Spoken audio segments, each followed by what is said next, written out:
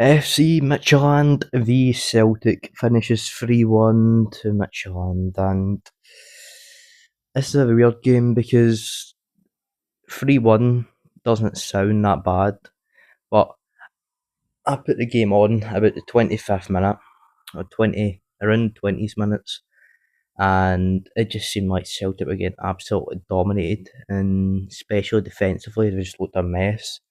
And in fairness, that was mainly down to Ralston. I thought it was probably one of the worst games that he's played for Celtic. I don't have a clue how he managed to survive the 90 minutes and not get pulled off.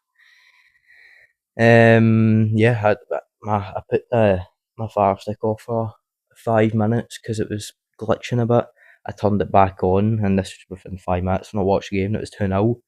And then after watching the game for another 5 minutes, it went to 3-0. So 1-0 in the 33rd minute, 2-0 in the 35th minute, and 3-0 in the 41st minute. So 3 goals in under 10 minutes is very shocking, to be honest, and that should not be happening.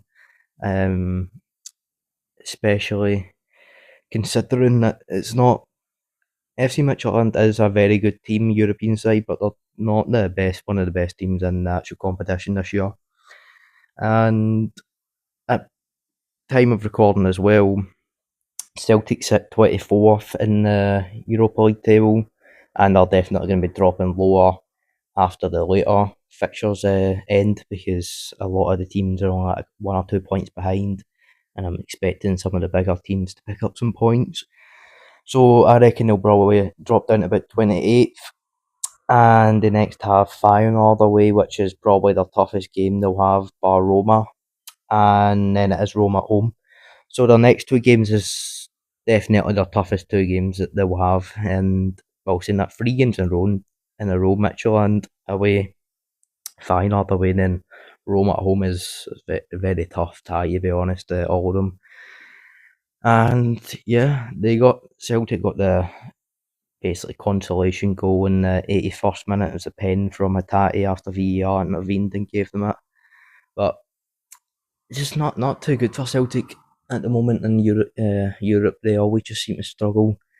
I don't know why it is, because this season you can't really make that excuse that they do amazing in the league, and yet they just struggle in the European standards.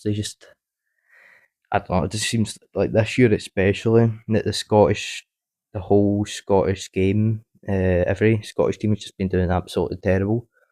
The only team I really remember doing half decent was Hibs when they were in the qualifiers. I thought they were very unlucky not to qualify for any European competition. I thought they deserved it in the way they were playing in all their matches, to be honest. And maybe if they got in, they would have done better than the current Scottish teams in. But I don't know. It just this coefficient's not going to be looking too good either, as well. And no one getting wins as it stands, and today anyway.